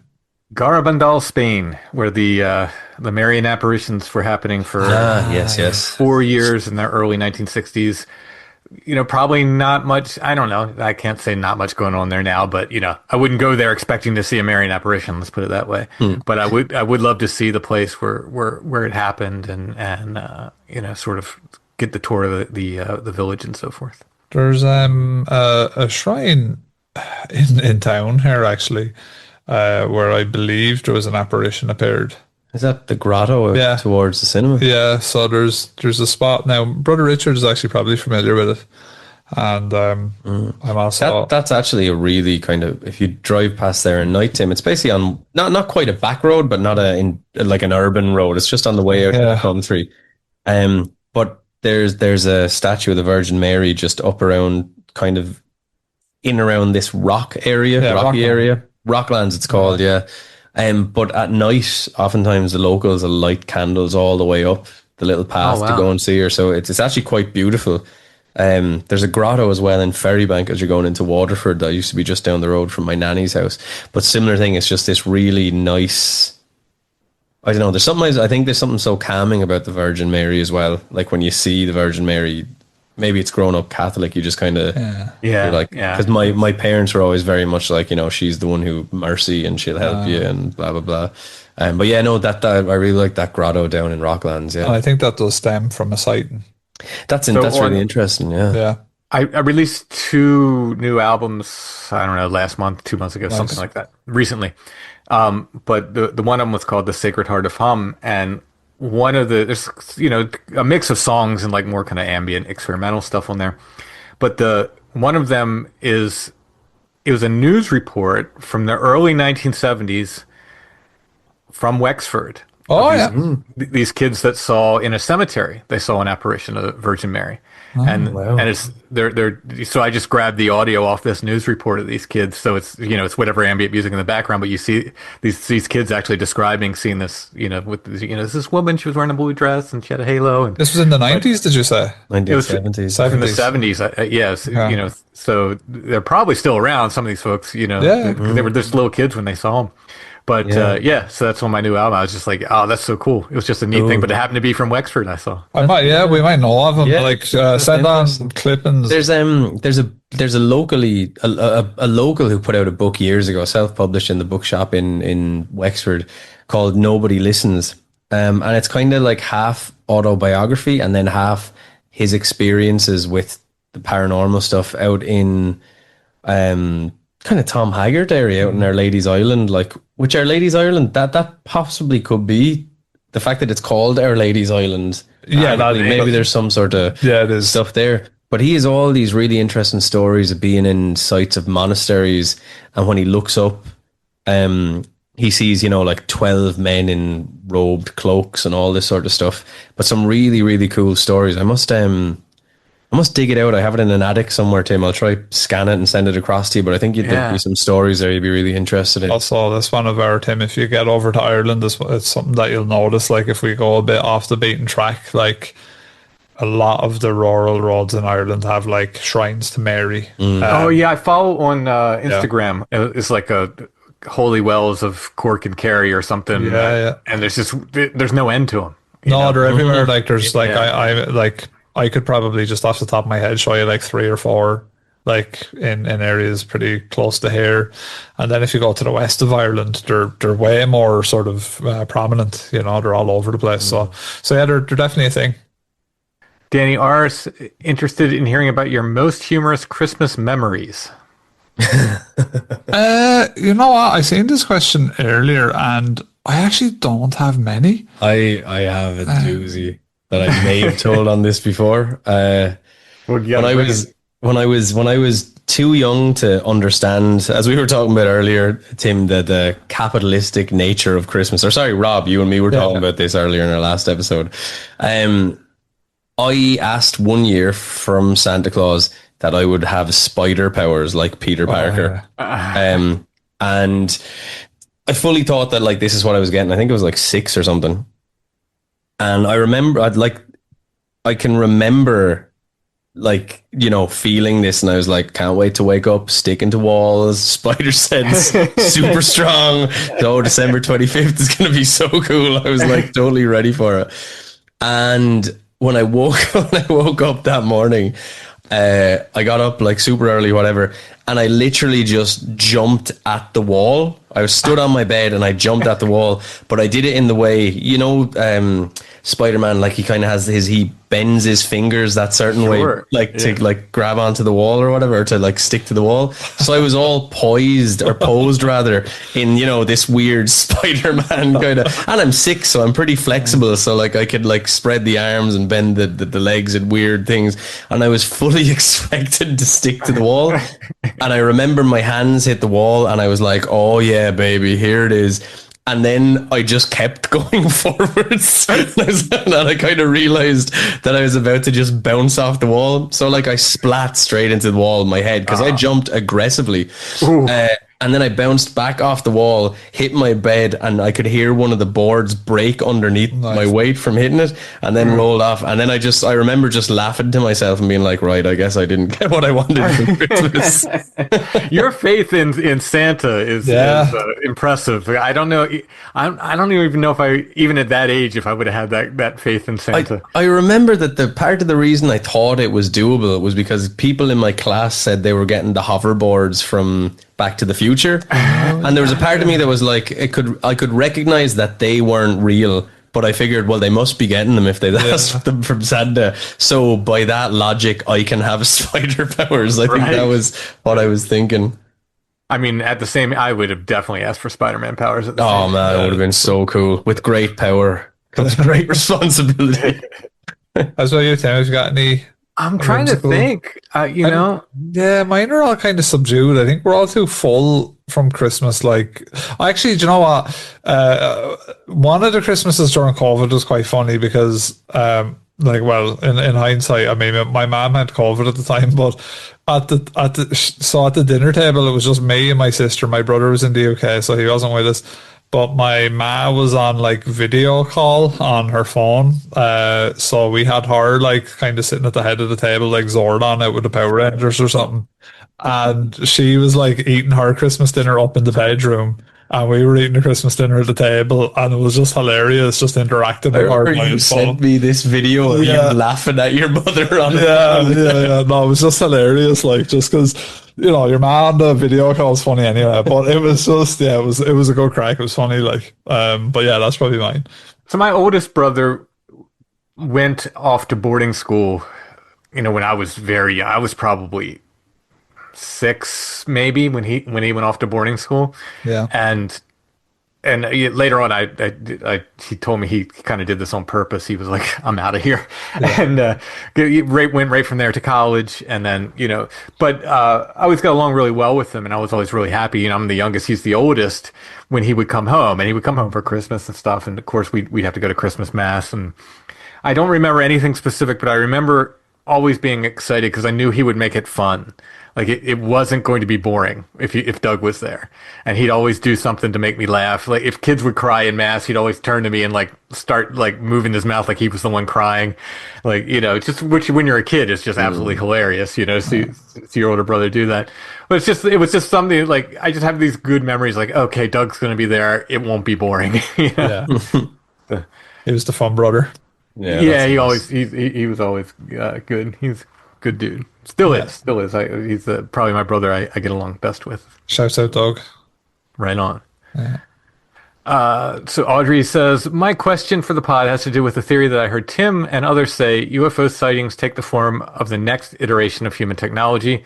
Before humans had commercial flight, it was quite common for UFOs to appear as flying machines. So since the commercial aircraft are well-established technologies and even drones are quite common, what do you think UFO sightings will take the shape of in years to come? What's the next evolution of sightings? Ooh. Yeah, that's kind of a good question. Well, right now we're getting like the octopus stuff. I think it's going to be the jellyfish thing. Yeah, that was it. Sorry, the jellyfish, not the octopus. Yeah, like that would be one. But then I wonder, would it have to be like more extreme again?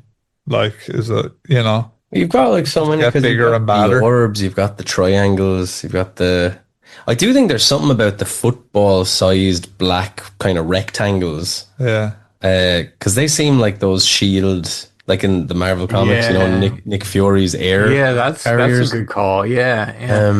What about like Galactus stuff? We're talking about Marvel. What about a bit of Galactus action? Yeah. Or you wonder if the Tic Tac things, like, not so much are they going to take the form, but are we now developing something that's going to look somewhat like the Tic Tacs? True. That's a good point, actually. Yeah, it's kind of inspired by what we're seeing. Yeah, because technology is moving quite fast. Like, again, we were talking about it on our episode. We said, we have electricity. Like, we can. There's no reason. Yeah, we can light our houses. We can do all this stuff. We can heat our houses or whatever.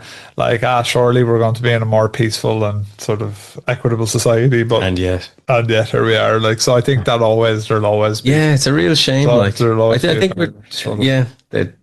you'd love for some sort of, something that just works and everyone's happy. It seems like we should be able to do that. And yet we're not, No, it doesn't. I know it's very simplistic things I'm saying.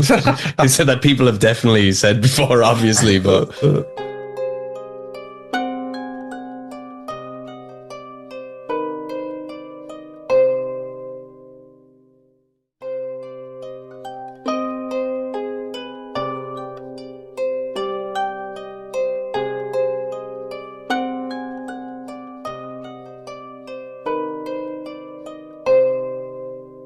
Francis Peace has, so I have to kind of explain this one to y'all. So yeah, he says, I've been following the Big Philip saga closely. I started to wonder about a twofold question.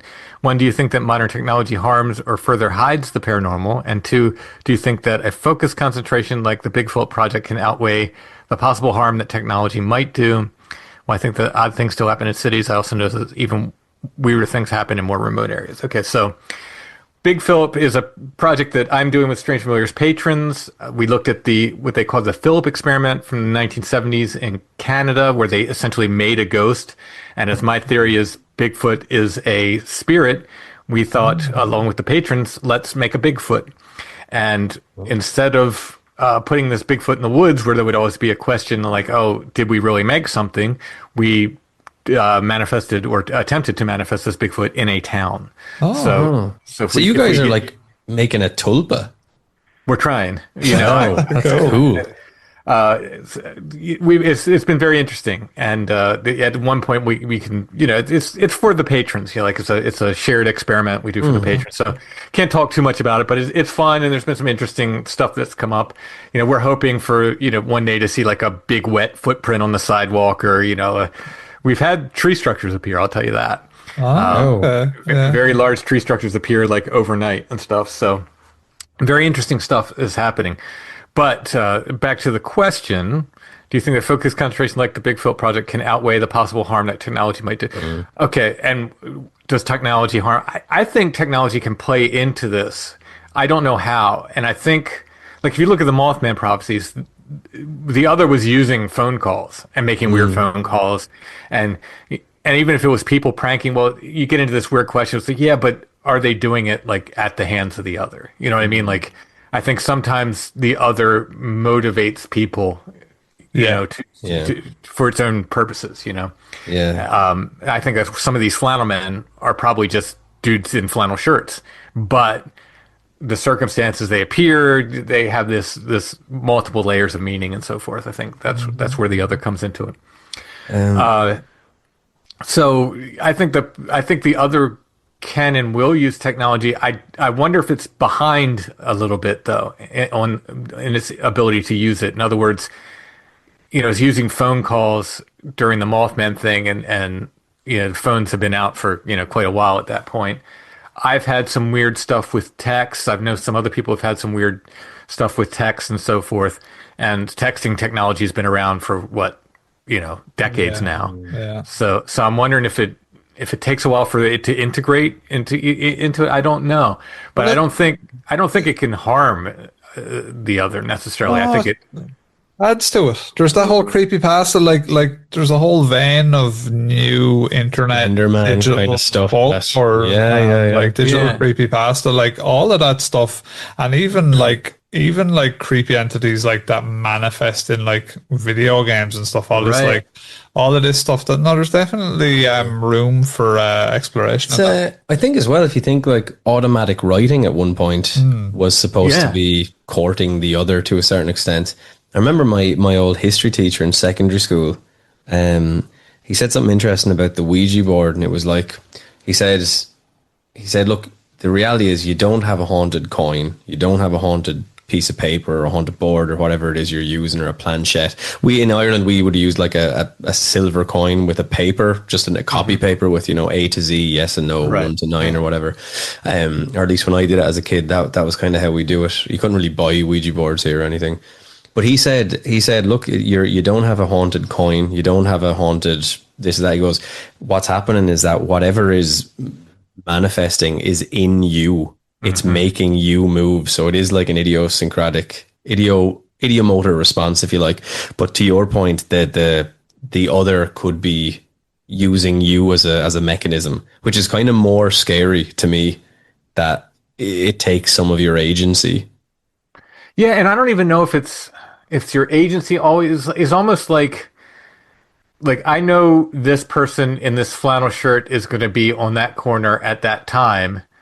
So let me make this number of events happen, and then you see this person. You know what I mean? It could be this. It's odd. I don't. It's above my pay grade to know exactly how it works. But kind of like that synchronicity type thing, where the probability of X happening, and we've all experienced this. But the probability of that person calling you right now, or the probability of you seeing this person here, or the probability, like I think you were saying, Rob, you went by a guy on the street who you thought was my dad, and then 2 minutes later, my dad was walking up the same street. Really strange. And it was just this. Wow. Yeah. I don't know, and I don't even know if there's any sense behind it, but it's just strange. Yeah, no, it was literally, it was when I think we were doing the podcast at the time. We just started and we were talking about synchronicity the whole time. Because I drove down this road, and like Eamonn's dad is quite distinctive looking, and I seen a dude that looked like Eamonn's dad, and I was like, oh, that's funny. And you kind of start thinking about, say, Eamonn's dad. I was like, oh, it's funny, he looks like him, whatever.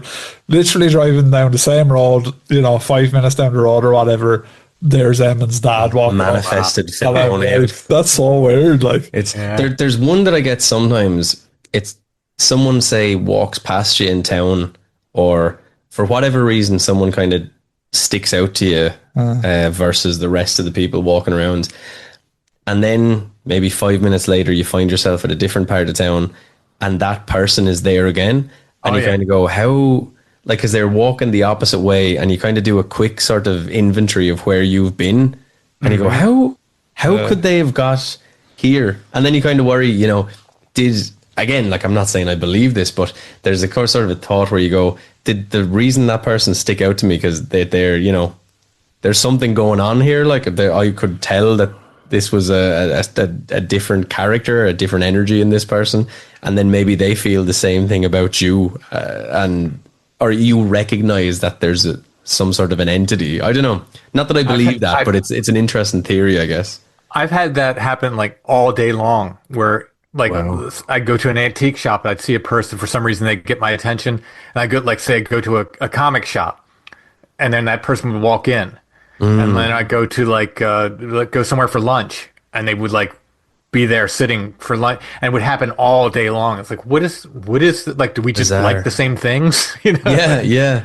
I did hear a really spooky one on some podcast years ago, but it was these two friends were like hiking up a mountain. And so they're hiking up the mountain, and this sort of older lady is on her way down the mountain. So she walks past them and they say hello.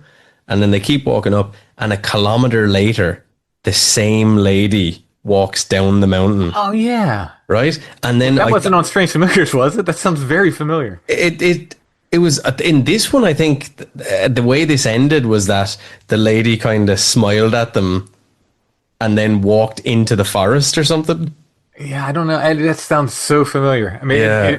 I don't think it was on my show, but I must have heard it too. It definitely a story like that. I'd say could easily be on Strange Familiars for sure. But it's a spooky one because whatever about in the town and you're moving around, but if you're going up a mountain, Yeah. it's pretty hard for that to happen. Yeah, for sure. For sure. So, and as far as things being weirder in remote areas, I absolutely agree. I think the more people you get, the more concentration of population you get, it's less likely for this stuff to manifest. Yeah. I don't know why. Again, I point back to the Bible. Even Jesus said, "Go to the wild places to pray." I think you got to get away from population sometimes for the stuff to happen. Not that it won't. It can happen in populated places, but I do think it's easier for this stuff to manifest or whatever. Yeah, I think we're much more distracted when you're surrounded and you're in the cities. And I think that might be why, we have some of those extra sensory abilities maybe that we've lost over the years, because when we were living in small little tribal communities or whatever, we would have a lot more time just to ourselves and I think that's why they maybe didn't differentiate between folklore and real life, because it sort of blended in a way. Right. Yeah. I have to look up something real quick for the next question because I don't have the answer. We never have the answer, Tim. You're all good. I just want to make sure. I want to check myself. So Dan says, I've heard you mention Old Christmas in reference to Belsnickel being around January 5th or 6th as opposed to December 25th. Does this have something to do with the Gregorian calendar? And thanks. So this is a Brother Richard question that absolutely. He could answer easily. Yeah. So two answers. Yes, I do think it has something to do with the Gregorian calendar or the pre-Gregorian calendar. I think that's where Christmas fell before, but also January 6th, I believe, is Epiphany. And that would mark the end of the 12 days of Christmas. So there's something to that too. So it's kind of, in the old days, they would have feasts for 12 days. They celebrated 12 days of Christmas. So I think it has something to do with that as well. But Brother Richard would be the person to ask to get the real answer to that. I'm doing my best, but I'm going to say that I might have something wrong there. Yeah, for sure. And I think, you got some questions. Just two here, yeah. Freddie Terrible writes in and asks, if Santa had to deliver one specific cryptid to every child and household in the world for Xmas, which cryptid would you choose and why? As a gift? As a gift, a cryptid to deliver to children. Wow, I'm thinking here. I don't want to give kids anything too dangerous or scary, right? So I'm thinking something that might be somewhat child-friendly. Maybe. I was going to go with the squonk, even though I resist that being called a cryptid sometimes, because I think it's just one of those creatures from that book, fearsome creatures of the logging. It was a logging book. It was a fun book or whatever. Yeah. But I don't believe at that point people were ever claiming to actually see the squonk. I do think though people will start seeing the squonk because now it's become part of the cultural imagination. But yeah, that might be a fairly safe one. Is Albatwitch evil? Does he have ill? Not necessarily. I mean, he's kind of cute, little small dude. Yeah, kind of can be mischievous. Can throw apples and lead people into the woods to be lost and so forth. Okay, maybe I am then. I'm like the best like for kids. You get if there's a Harry and the Hendersons Bigfoot, that'd be one thing. Yeah. But, yeah, he's kind of cute. You keep in the house. I don't know. Yeah, I'm kind of at a loss. I mean, when I was a kid, I loved dinosaurs, so I was about a bit of either a robin, which is like the pterodon cryptid, or maybe some kind of terror bird. I love that. Like, do you know what I mean? The Van Meter monster with its laser horn or whatever. I'm trying to think. Yeah, something that's like.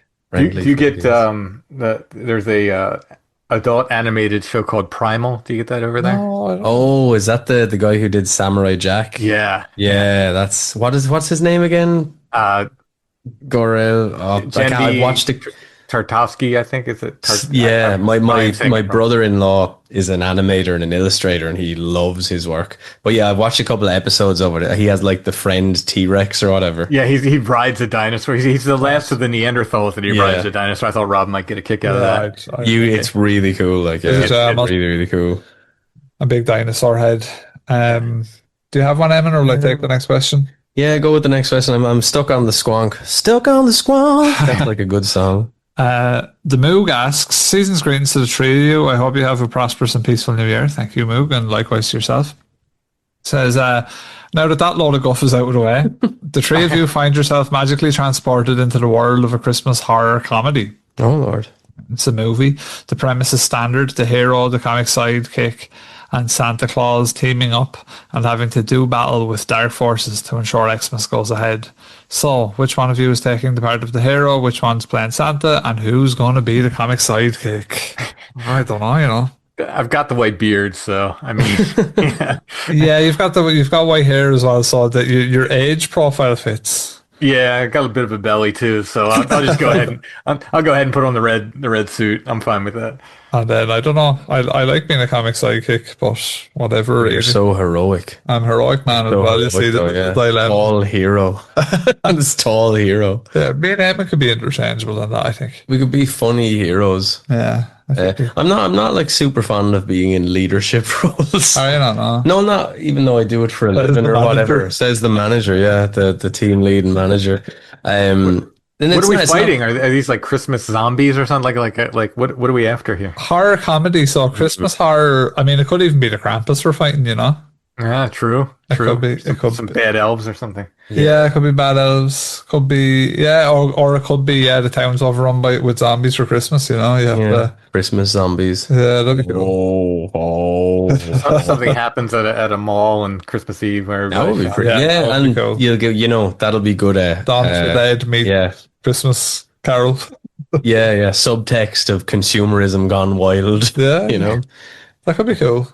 That would actually I'm actually just the mall Santa without any powers. This is actually turning into a pretty good movie as we're discussing it. We need someone to bankroll us. We've got the idea here. We're all phenomenal actors as well. Have you ever tried acting, Tim?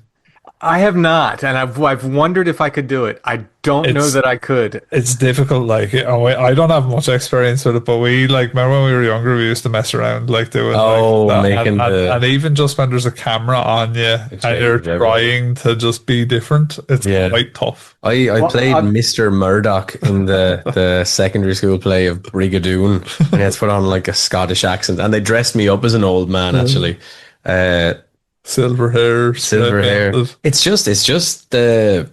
It's trying to remember all the lines. That would be rough. I would almost do better where they just give you an outline and you kind of improvise a little bit. Yeah, kind of like the Marvel method. Just draw the stuff. I'll figure it out. Yeah, it's funny, but I remember as I'm getting older, my recall isn't as good as it used to be. But when I was 17, I was pretty good for memorizing stuff and keeping it there. But I don't know. I don't think I'd like my recall. Like, I'm pretty badly ADD, I think, and my recall is like so bad that I would routinely get like below 20% in exams. That's how bad my memory retention is. I'd say nowadays with technology, put like a little earpiece in, and just feeds you the lines. Someone feeds you the lines, or like Tim said, if you've got improv, great. Like, I could do that all day. Yeah. But when it comes to just raw remembering text that you've read, so like the big exposition parts where we have to explain why the zombies are in the mall, we can't give you those lines. That's my weakest. Like, I would say, if you're to judge yourself in your traits, like, that's my weakest trait, is being able to recall text that I read. I'm so bad with it. Sometimes even when I'm reading books, like chapters, I'll have to go back and read the page like over and over again. Or go back happens to me from time to time. Like, I'll go back a paragraph because I realize I'm thinking of my own garbage. Yeah, your brain just got drifted. Yeah, for sure. So I think that's about it then, is it, Tim? Yeah, I think that's it as far as the questions. Do you know what? I think that for next Christmas, right? Yeah. What we'll do is we'll make a play of the three of us in the zombie mall. Tim, you could draw some amazing artwork for it. Yeah. I'm down. If we collaborate on this, I'm down. I do. Yeah, I think we have a year to put together a script. That's it. I think that's a good idea. I will do that, and we'll see if I can act. yeah, we'll do it. We've done a bit of silly kind of fun audio stuff with some of our jokey episodes about the gonk and stuff, and those would be like it'd be in that vein. I suppose we go fun. Yeah. It's actually a good crack down that. It's good fun. Like, yeah, I think it'd be a lot of fun. Yeah. If we could even get the production actually like have it like an audio drama rather than it'd be fantastic. That would be fantastic. Yeah. Okay, we have 12 months, 12 serious I could months. do that for sure. I'd say Alison will surely lend her vocal talents to do a little bit of narration. Alison is so opposed to acting that when in the very first episode of Strange Familiars, I only wanted her to say, "Don't look behind you on Toad Road," and she couldn't do it. I had to have another woman say, "Don't look behind you on Toad Road." She's like, "But no, I don't want to do that." Like Alison can get up in front of people and talk if it's something she knows about and like give a presentation, but to like sort of act, she like it's. You're not going to get her to do that. She might be an audience and laugh at us while we do it, but she's not going to participate and be a character. We got to stunt Alison. That's fair. That's gas. Yeah, that's funny. So well, Merry Christmas, everybody. Yeah. Merry Christmas, everyone. Have a great Christmas. Thank you. Another one in the books, and we'll do something before Halloween. The last year has been kind of up and all over the shop for me, so I haven't really been on top of like guests and doing all that stuff. So we do need to collaborate more now in 2026. Yeah, we'll get something together. In the spring or early summer or something. So we're not just doing the Halloween and Christmas shows every year. Yep. Besides, we got to meet about this audio play. We're gonna have to brainstorm, get the notes. Mm-hmm. All right. Merry Christmas, guys. Merry Christmas, everybody. Listen. Merry Christmas. Merry Christmas. Bye, folks. Happy whatever winter holidays you celebrate.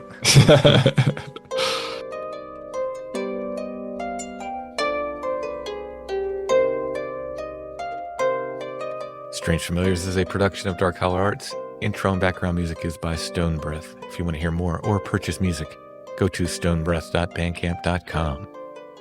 We are on Instagram at Strange Familiars, one word, no underscore. Please give us a follow there. You can also find us on Facebook, facebook.com/Strange Familiars. You can join the Strange Familiars Gathering group at Facebook as well. For Strange Familiars merch, go to strangefamiliars.com/merch. And for everything else, links to everything we do, go to strangefamiliars.com.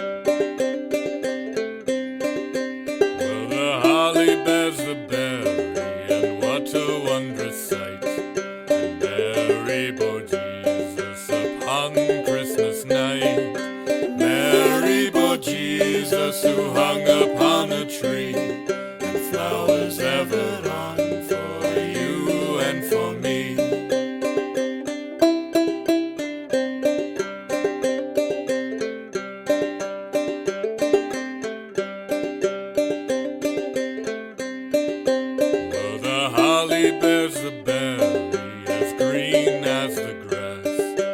Mary bore Jesus who died on the cross. Mary bore Jesus, our Saviour's to be.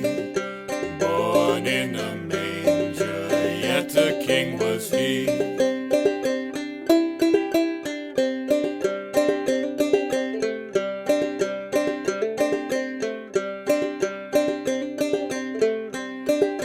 Well, the holly bears the berry as black as the coal. Mary bore Jesus who died for us all. Mary bore Jesus who hung upon a tree. And he is our king and she is our queen.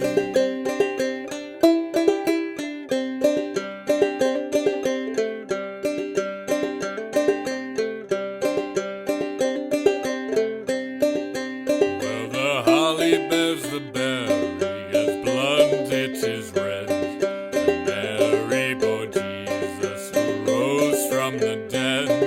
He rose from the dead.